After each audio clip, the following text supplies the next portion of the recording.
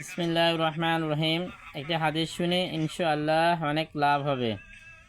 আমরা নবীর উম্মত বলে দাবি করি, কিন্তু নবীর হাদিস শুনতে আমরা রাজি না। তো আমরা কীরকম নবীর উম্মত হইলাম? আমরা তো মুসলমান, আমাদের ঘরে আল্লাহর হাদিস কোরআন ডেলি পড়তে হবে, ডেলি আলোচনা করতে হবে। কিপটাইম করেন না। বিসমিল্লাহির রহমানির রহিম।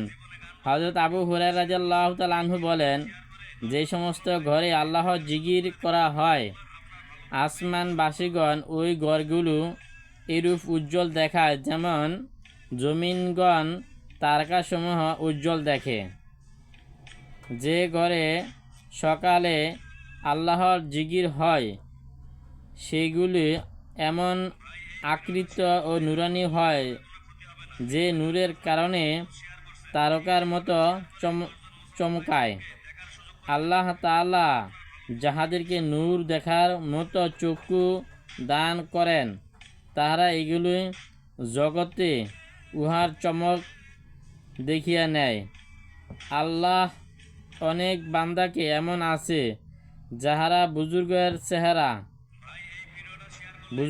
চেহারা নূর, তাদের বাসস্থান নূর চমকাইতে দেখিয়া থাকে।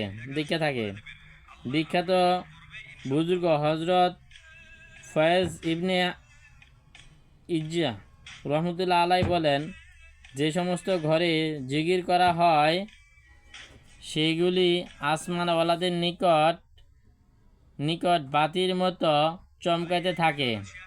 শাহেখ আব্দুল আজিজ দাবা রহমতুল্লাহ আলাই এর কাছাকাছি এক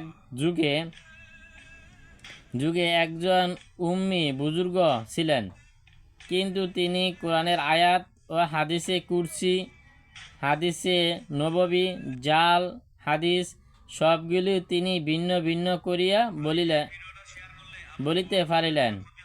তিনি বলিলেন যে, ব্রণকারী জবান হইতে যখন শব্দ বাহির হয়, তখন ওই শব্দগুলো নূরের দ্বারা বুঝিতে পারে। ইহার কালেমার ও আল্লাহর কালাম এবং হুজুর সাল্লাল্লাহু আলাইহি ওয়াসাল্লাম কালামের নূরের আলাদা ও অন্যদের কালামায় দুই প্রকার নূর থাকে না। তো বাংলা হাদিস কম বেশি বুঝতে পারছি।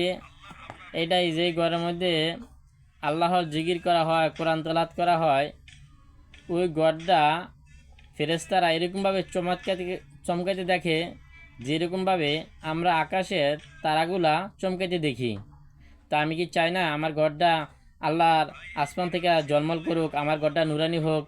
হ্যাঁ, তো নুরানি তো যখনই হবে, যখন আমি ঘরের মধ্যে হাদিস কোরআন পড়বো, তখন আমার ঘরটা নুরানিতে হবে। আর নুরানিতে হইলেই তো আমার ঘরের মধ্যে রহমতের ফেরেশতা আসবে, শয়তান এই ঘর থেকে বাইরে যাবে। আর আমি যদি ঘরের মধ্যে কোরআন তেলাওয়াত না করি, জিকির আজকার না করি, তাহলে তো আল্লাহর রহমত আসবে না। তখন এই ঘরের মধ্যে শয়তানে ভূত নিয়ে এরকমভাবে দখল করে নেবে।